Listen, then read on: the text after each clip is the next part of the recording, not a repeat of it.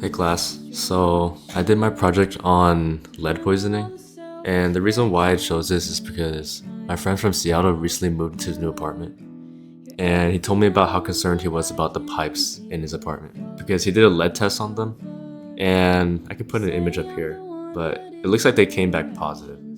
And he said his workaround is simply to never use hot water in the apartment, but I mean, you need to use hot water to clean your dishes, use the sink, take a shower.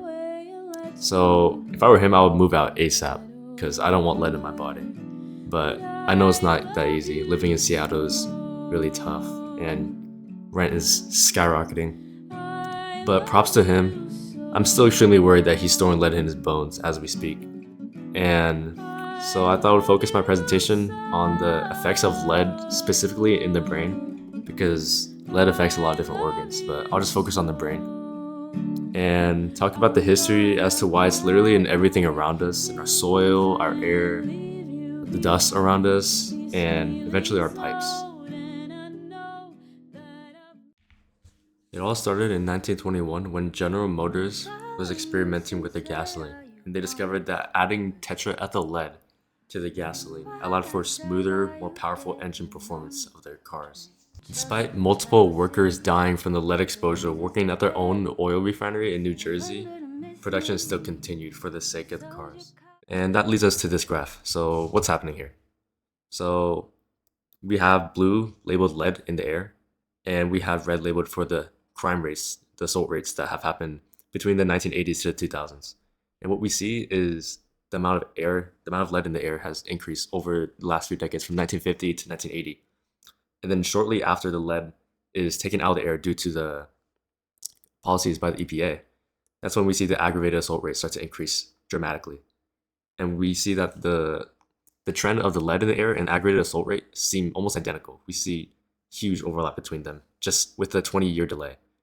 And this is most likely due to lead's ability to affect children due to their susceptibility early on, and its ability to affect adults later on, 20 years later. And this graph here is just showing the correlation between lead and IQ. And what we see is as blood lead increases, we see the IQ significantly decrease over time. And imagine this happening on a large scale like America. In all of the US, we have lead being spewed out into the atmosphere, and people are absorbing it through their blood. And it's no wonder that we see the decrease in IQ and an increase in assault rates because of the ways that it affects the brain and demyelinates the synapses in between them. All right, so to understand why lead is so dangerous and why it leads to low IQ and increased violent crime rates, it's first important to understand that calcium plays an important role in neurons all the time, because it tells it when to fire, when to grow, whether the neuron should strengthen its synapse or not, and it also tells it how to store memory. And when lead is in the body, it acts like a sort of mimic because lead also has a 2 plus ion. The body treats lead and calcium one and the same. And so it acts like an imposter and sneaks through the blood-brain barrier. And once it's inside, it starts getting stuck on all the tasks that were originally reserved for calcium. Okay, so basically this is long-term potentiation. This is what happens in your body every time you're trying to learn something or every time your neurons are changing and becoming more plastic. So what usually happens is we have exocytosis of the neurotransmitters, which is how the presynaptic neuron and the postsynaptic neuron communicate via the synapse. And the primary excitatory transmitter is glutamate, and glutamate binds to these AMPA receptors. And once it binds to these AMPA receptors, it allows this side of the membrane to be depolarized. And when this depolarization is strong enough, then it actually dislodges the magnesium ion that's lodged inside of the NMDA receptor here. And this NMDA receptor is where all the magic happens. Once this magnesium is dislodged, then it allows calcium to come in and flow in through this membrane, which can lead to a variety of different structural changes. Like for example, this synaptic gap can close, or we can have another axon sprouting from here and allowing these neurotransmitters to be exocytosed from even closer. We could also have increased upregulation of the AMPA receptors. We can have more of these guys around. And we can also have increased neurotransmitter transmission as well. We can have like a lot more of these glutamates so that the next time that a synaptic transmission occurs, we can have even more binding to these AMPA receptors and causing even more of these calcium ions to bind to get into the membrane of the postsynaptic neuron. And this is the basis for all learning and all synaptic plasticity in your brain. So you can imagine what happens if we have lead present trying to do the same thing that calcium does, but is not able to. And what we get is a blockage of these NMDA channels when they're present in the neurons.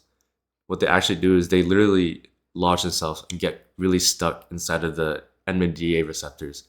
And when they're stuck in here, it doesn't allow the calcium to go in and diffuse into the postsynaptic membrane and cause all the changes that we just talked about.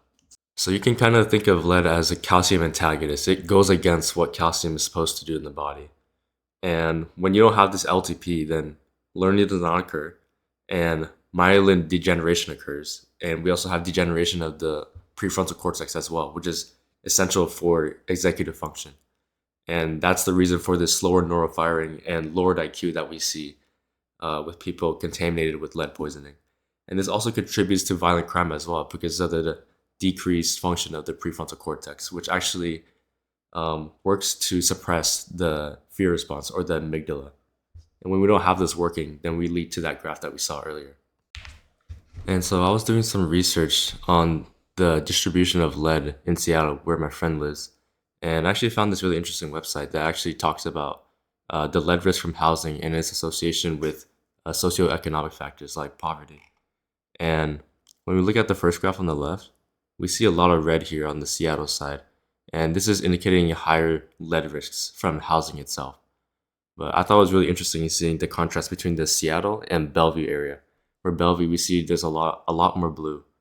And if you guys don't know, Bellevue is a newer city and it has a much higher median income and higher housing prices than Seattle. And so the correlation there is most likely because Seattle has older infrastructure than Bellevue. So they're more likely to have lead in their pipes than Bellevue itself.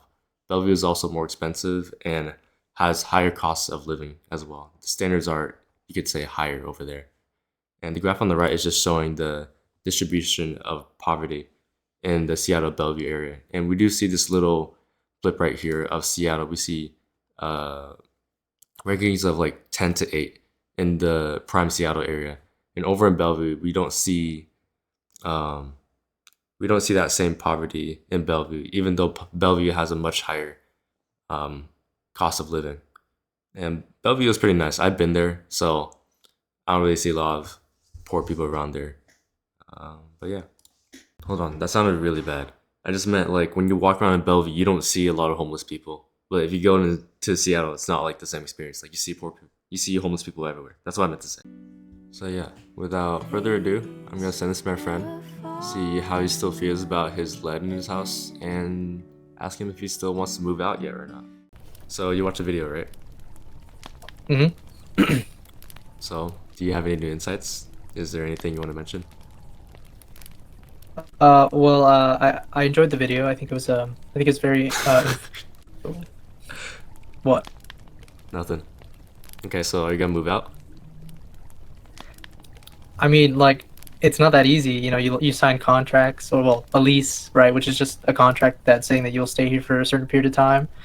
You put down payments, monthly rent, and then like even moving elsewhere, you'd have to sign a new lease, bigger down payment. I think your credit takes a hit if you end your lease early. So, no, I'm not gonna move. I mean, why don't you just move to Bellevue? You know, it's nicer there. Yeah, I'm not making six figures. Yeah, I guess living in Seattle is pretty rough, huh? Socioeconomic factors.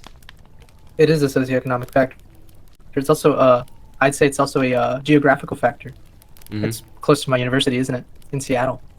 Yeah, that's true. It's like a little college trap, huh? Well, hopefully when you become an adult, you're not like storing lead. I am an adult. Well, no, like when let's say you have lead in your body right now. Hopefully it doesn't activate and like destroy your neurons and lower your IQ. I really hope it doesn't. That's why I bought a lead filter. All right, yeah.